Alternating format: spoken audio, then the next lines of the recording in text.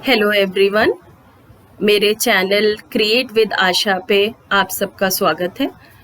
ये चैनल जो मैं बना रही हूँ वो सबसे पहले मैं अपने मेंटर्स को थैंक यू बोलना चाहूँगी। मेरे जो मेंटर्स हैं बहुत छोटे छोटे से बच्चे हैं जिन्होंने कहीं ना कहीं मुझे एनकरेज किया और बोला आप कुछ ऐसा बनाइए जिससे हम सबको बेनिफिट हो और कहीं ना कहीं हमारी स्टडीज़ में फ़ायदा हो।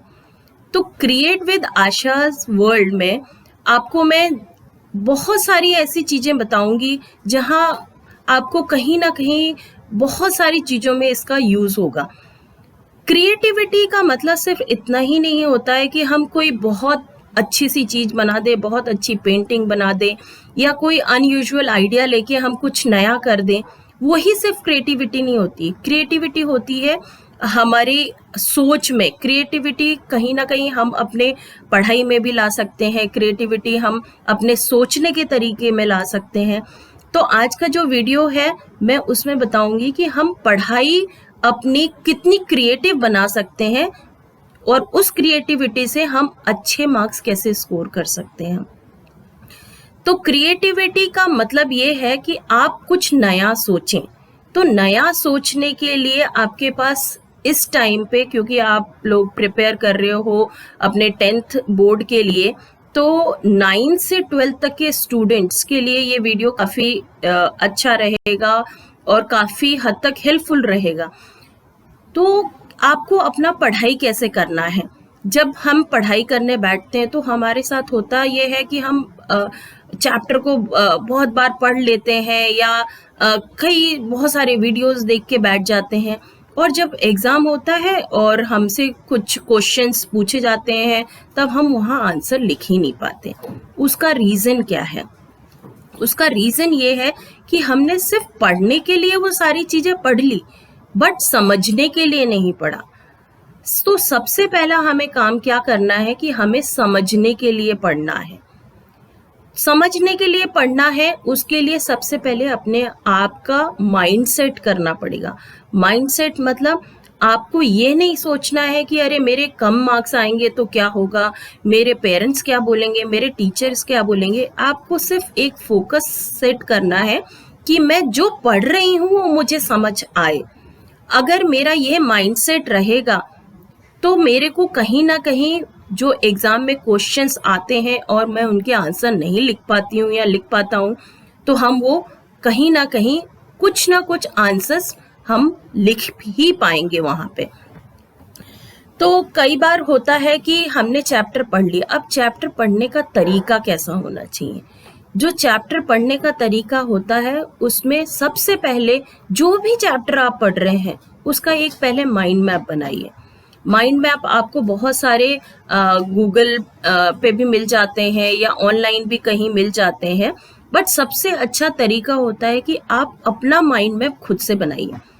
वो माइंड मैप पे वर्क कीजिए। माइंड मैप से आपको सबसे बड़ी हेल्प क्या होगी कि उस चैप्टर में क्या क्या चीज़ें हैं वो आपको सारी साथ में मिल जाएंगी और आप जब एग्ज़ाम होगा तो बराबर से उन चीज़ों को रिकॉल कर पाओगे। दूसरी चीज़ है कि माइंड मैप तो बना लिया, उसके बाद क्या करना है।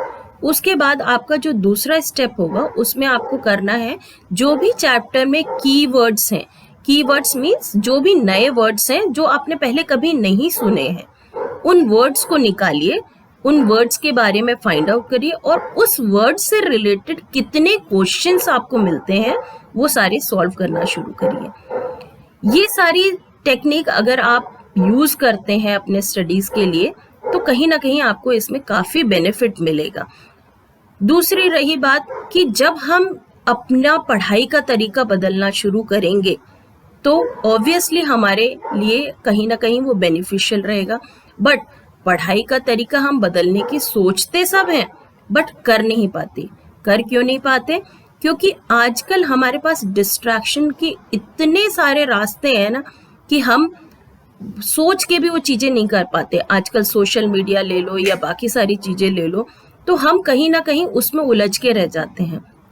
तो सबसे पहले अपने आप को ये एक कन्विंस करना पड़ेगा, आपको अपने आप का माइंड ऐसा सेट करना पड़ेगा कि आपके अंदर एक कुछ करने वाली बात आ जाए। कई बार क्या होता है, फिर हम लोग सोचते हैं कि चलो आज हम शुरू करेंगे, फिर अरे दिमाग बोलता है कि नहीं भाई ये तो हो ही नहीं सकता। जिस दिन हम ये नो वाला फैक्टर अपने दिमाग से निकाल देंगे, उस दिन आप मानिए आपका सबसे पहला स्टेप होगा आपकी लाइफ की सक्सेस का। नो जो वर्ड है आपके दिमाग में आना ही नहीं चाहिए। नो को बिल्कुल दूर ही रखें। उसके बाद आपका, मैं ये नहीं कह रही हूँ कि आप सोशल मीडिया से बिल्कुल अपने आप को दूर रखो या आप खेलने कूदने मत जाओ या सारा दिन पढ़ाई करो, ऐसा नहीं होता है। आप कहीं ना कहीं अपने जो रूटीन है, डेली रूटीन, वो रूटीन को चेक कीजिए। उसमें देखिए कि आप कितना टाइम कहाँ पे यूटिलाइज कर रहे हैं। उसके बेस पे आप एक अपना टाइम टेबल बनाइए, और जब आपका पढ़ाई का टाइम है उस टाइम पे सिर्फ आप पढ़ाई करेंगे। उस टाइम ना आपके पेरेंट्स का डिस्ट्रैक्शन चाहिए, ना आपके फ्रेंड्स का चाहिए, ना आपके रिलेटिव का चाहिए। ये सारी चीज़ें अगर आप ध्यान देंगे तो आपको बहुत ही अच्छे मार्क्स आएंगे। अब बहुत बार होता है कि हमने चैप्टर भी पढ़ लिया, हमने माइंड मैप भी बनाया था, हमने कीवर्ड्स भी किए, हमने बहुत सारे क्वेश्चंस भी सॉल्व किए, बट फिर भी हमारे मार्क्स नहीं आए। वो मार्क्स नहीं आने का सबसे पहला रीज़न है कि जो मेरे अंदर डर बैठा है उसको तो मैंने निकाला ही नहीं। मैंने सारा कुछ किया, बट वो डर को लेके मैं बैठी रही और मैं बैठा रहा, और वो डर को लेके मैं एग्ज़ाम देने गया। जब आप एग्ज़ाम देने जाते हो तो एकदम रिलैक्स रहो। आपने क्या पढ़ा है सिर्फ आप उस पे भरोसा रखो। बहुत बार होता है कि सब स्कूल में हम जैसे ही गए या कॉलेज में हम जैसे ही गए, वहाँ सबको देखते हैं बस किताब के पन्ने पलट रहे हैं, हम उनको देख के डर जाते हैं और हम भी पलटना शुरू कर देते हैं। और उसके बाद होता क्या है कि जो हम पढ़ के आए हैं हम अपना कॉन्फिडेंस लूज कर देते हैं। तो ये सारी चीज़ें हमें बिल्कुल भी नहीं करनी है। आप पहला जो आपका स्टेप होगा वो आप पहले कोई भी चैप्टर होने दो, किसी भी सब्जेक्ट का, उसका पहले माइंड मैप बनाइए। माइंड मैप बनाने के बाद आप कीवर्ड्स पे वर्क कीजिए।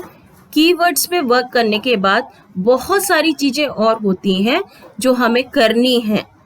वो सारी चीज़ें मैं आपको अपने नेक्स्ट वीडियोस में बताऊंगी, और मैं एक एक चैप्टर लूँगी और उस चैप्टर में आपको कैसे पढ़ना है, क्या चीज़ इम्पॉर्टेंट है, हमें किस टॉपिक पे कितना वर्कआउट करना है, वो सारे मैं आपको एक एक करके अपने डिटेल वीडियोस में बनाऊंगी। ये वीडियो बहुत जनरल एक वीडियो मैंने बनाया है ताकि आपको एक आइडिया लगे और आप अपना पढ़ाई का रूटीन चेंज करें, आप पढ़ाई का तरीका बदलें, और आपकी एक पढ़ाई में जो क्रिएटिविटी आनी चाहिए उस क्रिएटिविटी को लेके आए।